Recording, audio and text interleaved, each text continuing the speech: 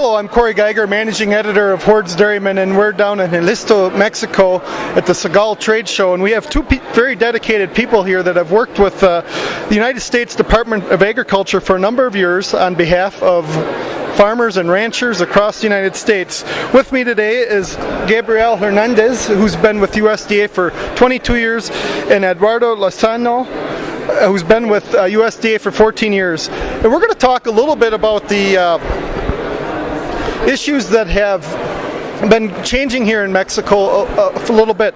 And Gabriel, you work with a whole wide variety of agricultural products. Why don't you tell us a little bit about that? Okay.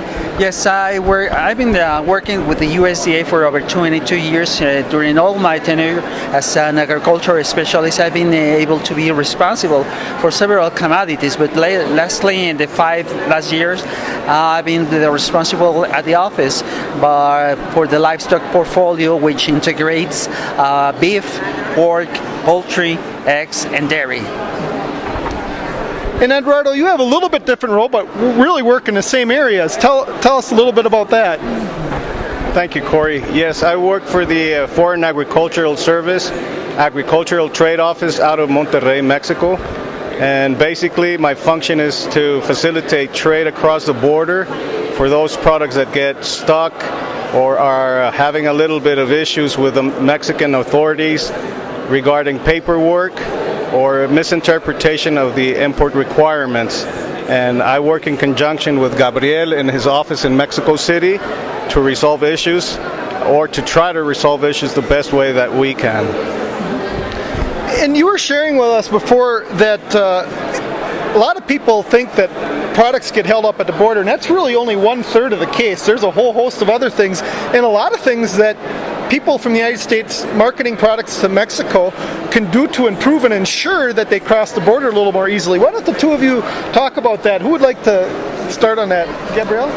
Yes, as you mentioned, yes, the trade between the two-way trade between Mexico and the United States is quite extensive, and the problems that we usually have at the office at the border, we can consider as to be as minimal as compared to the total trade.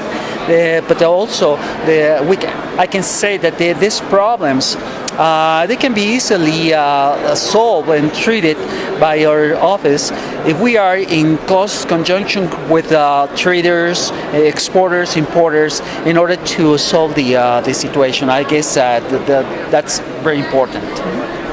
And specific to dairy, you actually every month, almost on a routine basis, get up to the border at Laredo where a lot of dairy cattle cross. Talk a little bit about that, Eduardo.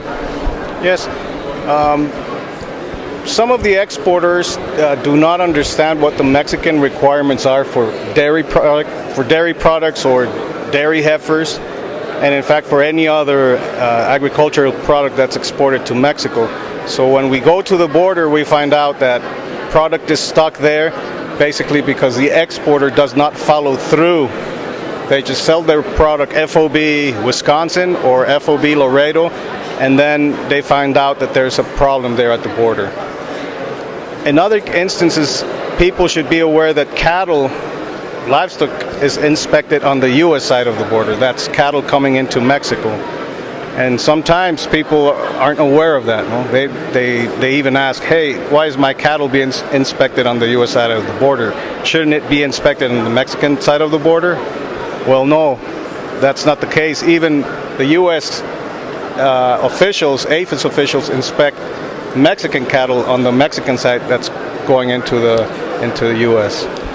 And the whole point of that is to make sure that the load of cattle or the products are ready to go. So once they cross the border, they're clear and ready for the cleared customs.